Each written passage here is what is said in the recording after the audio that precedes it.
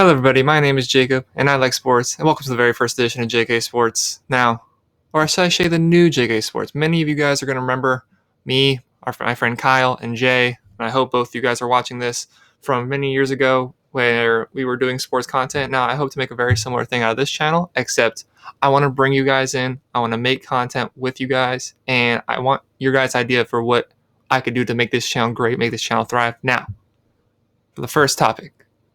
How could it not be how great those Miami Dolphins have been doing in free agency? Man, it feels good. It feels good to trust. Trust is very key. Trust is key in almost any relationship you go into, whether it be business, personal. You need trust. And at least for me personally, I feel very good at being able to concentrate, being able to trust the people we have in play. People that we have up top. We got Brian Flores making decisions. We got Chris Greer making decisions. And I feel really good about the decisions that they've made with Heaney these last few days. Now, the first sign not the first, but the biggest sign that everybody made a whoa after was Byron Jones. Now, Byron Jones, he got signed to a 5-year, $82.5 million contract. Now, that's a lot of money, especially when you're already on top of paying, Xavier Howard. Between the two of them, are the highest two paid cornerbacks in the league. But this is what we're trying to do. This is what we set ourselves up to do. We set ourselves up to be able to pay the free agents that we choose to. We set ourselves up to be players as early as this season, this upcoming season. So we have him a 5-year, $82.5 million contract. And the big number that doesn't look good is the fact that he has 0 interceptions in the last 2 seasons. Well, most guys, you'd look at that and be like, I don't know. Is he really worth all this cash? I'd argue he is. Now, his numbers don't necessarily back it, but that's not necessarily the type of guy he is. He's not the type of guy to ball hawk, look around, and then read what the quarterback's about to do and go intercept the pass. He's more of a, hey, look at me. Between him and the wide receiver, you're not catching the ball. And that's what he does. He's very good on press man coverage. He's very physical. He's about 6'2". He gets up in personal with these wide receivers, and they have no shot. And while the Cowboys defense was really bad last year, a lot of that was going to the other side, where they weren't throwing Byron Jones way. Remember Revis Island back in the day? Very similar thing with Byron Jones, where there was a lot of opportunities where he took him away. He took him away from their star receiver, and I really love the dynamic that he's going to bring with Xavier Howard. And on top of the fact that we now have a clear plan of what we want, especially from our defensive players. It is clear we want versatile players that can play multiple positions. Now we have Byron Jones; he can play safety and cornerback. We had Minka Fitzpatrick, who clearly didn't want to be in this system, but it was clear that Brian Flores wanted him to play, safety, linebacker, cornerback, and he just wasn't up for that, so we got that first round pick from him. But it's very nice to know that our pass defense, our defense was terrible last year, ranked literally dead last in the league. We made 9 signings so far, 7 of those have been defensive players. This first guy, Byron Jones, best cornerback in free agency. Now this next guy I have to talk about, who was one of my personal favorites coming into free agency that I really wanted us to pursue, which is Kyle Van Noy. Now, Kyle Van Noy, I can't say a bad word about him. I mean, he got 6.5 sacks last year. He's a 2-time Super Bowl champion. But more importantly for what he brings to this team is leadership. We've really struggled with leadership, both on the field, with the coaches, with the front office. We've struggled to get a captain that on the field that can really dictate and make a difference. We're the youngest team in the NFL. Ryan Fitzpatrick is our only player over 30, I believe, after we got rid of Rashad Jones. So you bring in somebody with the experience, the 2-time Super Bowl experience of Kyle Van Noy, both on and off the field leadership. He's a very good leader. He's a very good speaker. He's going to do very well in this locker room. These 2 guys really excite me because for once we have a plan. A few years ago with Adam Gase, it didn't really feel like we had a plan. It felt like we were going to go out, we were going to put some talent on the field. We had some talented players. We had Ndamukong Suh. Had at his time Rashad Jones. You take those players and you look at them, like they're skilled. They're good. They're pretty good. Jay Ajayi, he's a very good player. But up here, he wasn't the best. He had 200-yard games for us in 2 or 3 weeks. And they're like, wow, this kid's good. Locker room presence was terrible. Now Kyle Van Noy, he steps in. He immediately just controls. He's a very good leader of men from everything I've seen from him. And our defense is going to look pretty good next year.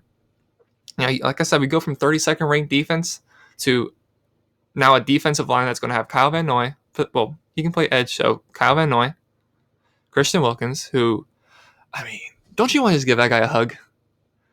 He's just so energetic and jubilant, and I love him. I love that the Miami Dolphins social media team has gotten a lot better, and they're really pushing him out there and showing the lovable character that he is. But you have Christian Wilkins. Well, you can have Kyle Van Noy, Wilkins. Another signing we've had, or another 2 signings we've had with Shaq Lawson and Emmanuel Ogba. That's a pretty decent defensive line that has a lot of money invested to it. But money's there to be spent. We have a linebacking core now of Raekwon O'Malley, Baker, Viegel, once again, Van Noy, Landon Roberts, who is, I mean, how much more versatile can you get than between playing both sides of the ball? And a secondary core that has Nick Needham, Byron Jones, Xavier Howard. That defense is a lot better. Now, for this last guy we're going to talk about that we signed, is Jordan Howard. Now, I expected us to sign Melvin Gordon. Many of you, I'm sure, expect us to sign Melvin Gordon. And I'm sure a lot of you were excited by the fact that we could go out and sign Melvin Gordon. Now, I was a big proponent of saying, hey, go get him. He's a great running back. But then when you take a deeper look at it, it's like, oh, okay, I get it. It's very similar. It's very similar to why Todd Gurley was cut.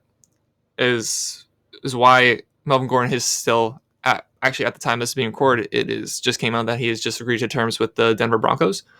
But his biggest issue is staying healthy. The last 3 seasons, he's missed multiple games, and on top of that, fumble prone. Last year, I remember a game. I had my fantasy team, drafted both him and Antonio Brown. Awful idea. Still won the league. But he had 3 fumbles in 1 game. You can't. I don't want that for my running back. Now you take Jordan Howard here. He has injury issues. He does. But I like the number we're paying him at 2 years, between $10 to $12 million, compared to what the contract that Melvin Gordon was probably going to be looking for. Now, I haven't seen the details of what the Broncos are signing him for, but I'm sure it's going to be a lot more than 2 years and $10 million. Jordan Howard, he's not respected as a good running back, but people don't really realize that ever since he's come into the league, he's 3rd in rushing, 7th in touchdowns. He averages 4.6 yards a carry. Now, why does that not sound like a great running back? Because of his injury issues. Because he can't really catch. But if you take a running back system by committee rather than 1-star player, let's say we get him and we go draft another running back, it's perfect. J.K. Dobbins and Jordan Howard, I would love that. I would absolutely love that. Guys, please, if you haven't started feeling good about the Miami Dolphins, this is the time. We're about to go draft a quarterback, most likely, with our first pick. Now, there's a question of who that could be. It could be Joe Burrow. It could be Tua. It could be Justin Herbert or Jordan Love, but we don't want to talk about those. It's a real possibility that we could go up and get Joe Burrow. It's a real possibility we could get Tua. I've been arguing for Tua for a very long time now. And I'm not saying I don't believe he's the guy, but if we get Burrow, cool. Like, that's what you need. No team can succeed without a quarterback. Look at the Chicago Bears. Arguably the best defense in the NFL. But they have Mitch Trubisky holding them back. we're going to have a very good, I shouldn't say very good, because they have to still work together. We don't know how that's going to happen, but we're going to have a good defense. We have good receivers with Preston Wilson, Devontae Parker. We should hopefully have a good running back core, and the offensive line has gotten better. We've already signed 2 offensive linemen. Can draft more. Put in a quarterback, that has instantly become a playoff team, a playoff caliber team, especially with the new addition of the additional playoff team with the 7th team that gets added into the wild card. And we have our next guy, Thomas Brady, leaving the division. And I mean, it's been nice to see the Patriots-Dolphins matchups down here in Dolphin Stadium, but it's so nice that he's gone. As for the NFL, I mean, not just Dolphin fans, for NFL is great, and is great because of the team he chose to go to. Now, not many people believed he was going to go to Tampa. Me myself, I thought he was staying, or maybe the Chargers or Tennessee. Those 2 made the most sense for me. But the more I think about it, Tampa Bay is a really good option. Got weapons of O.J. Howard, Godwin, Mike Evans.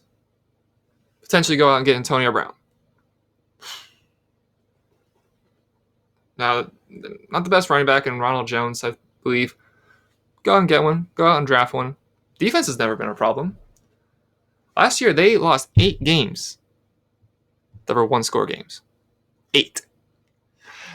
Now, they had lovely old Jameis at the wheel, which there's a reason why he's still a free agent as of recording. Is very skilled to have over 30 touchdowns and over 30 interceptions. I mean, that's talent. That's talent. It's a weird talent. I mean, you got the LASIK eye surgery, so hopefully for his sake, he's gotten better.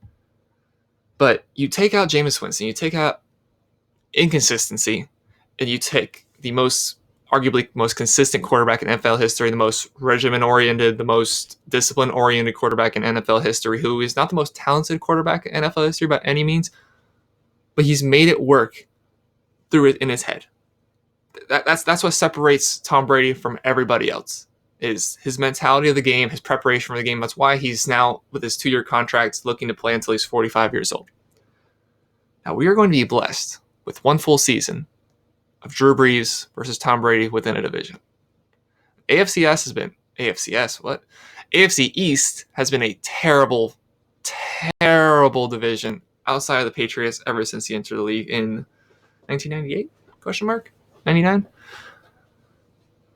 Dolphins have been terrible. Jets have been terrible. Bills have been terrible. Now, there's a few years, like the Jets have made the AFC Championship back-to-back seasons. Dolphins have made the playoffs 3 times. That's terrible. Since I've been alive, I've made the playoffs 3 times and only 1 home playoff game. That's terrible. So now this division gets a whole lot more winnable. Tom Brady's gone. We've gotten a lot better.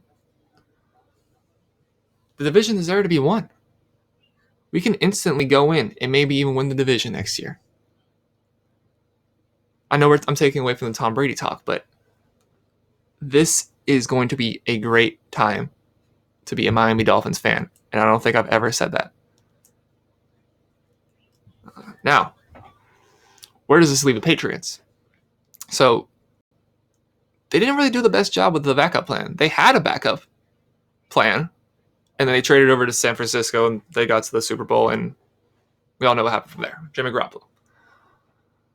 I don't think Jarrett Stidham is the the plan they have going forward. So, where do the Patriots go from here? I mean, you got Andy Dalton, you got Cam Newton still out there, Jameis Winston, dare I say, but they've lost so many players, not just Brady. And if Brady was still there, it'd be one thing, because they've lost players the whole time the Patriots dynasty has been going on, and they've been able to still come together, make the Super Bowl regularly. But you take away Tom Brady, you take away the one consistency besides Bill Belichick, and where does that leave him? I think it leaves him outside the playoffs. That's not a playoff team. The system works. The system worked because of Tom Brady. And you take away Tom Brady from that system, and that system is, at this point, nothing. So, it's going to be very exciting going to next season, seeing what everything unfolds. And this NFL free agency, while we've had no other sports, while coronavirus has been taking over our lives, it has been very nice, a very nice break from the pain of knowing there's going to be no sports on TV to get this NFL free agency, all this exciting news. I mean, DeAndre Hopkins, Diggs, Brady, all these big names changing teams. Like this has been a very exciting time. I hope for nothing but the best for this NFL season, and now I'm really looking forward to the NFL draft. All right. Thank you guys for watching. My name is Jacob, and I like sports. This is JK Sports. Please leave in the comments any suggestions you guys have. I'm sorry if this quality is not the best, and I'm sorry if there's been some background noise in the background. We're doing some work outside the house. But once again, just please leave your feedback. Contact me directly either through Snapchat, text message. Most of you guys know me that are going to be watching this, so please feel free to hit me up with ideas. Let me know if you want to be on the show. I would love to bring people on. Now, we might be quarantined for the next 2 weeks to month, but whenever this is all over, when all is said and done, this is still going to be here. I'm still going to be here. You guys will most likely still be here. So please let me know what you guys think. Let me know what you guys want. And thank you very much. Have a great rest of your day.